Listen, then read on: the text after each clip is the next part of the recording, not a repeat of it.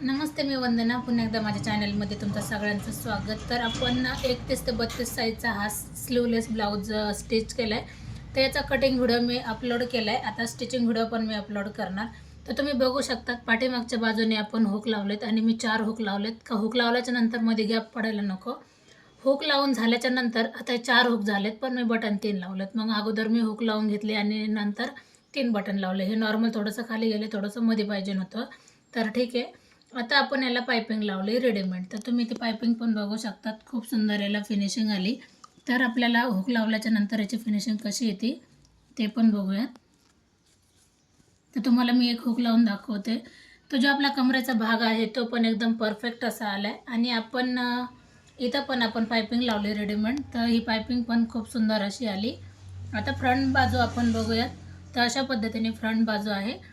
का आपल्याला गळा पण समोरचा आपण डीप घेतला आहे थोडासा आणि खूप सुंदर त्याला पायपिंग आली. आणि आपण याला लटकन पण पायपिंगचेच बनवलेत.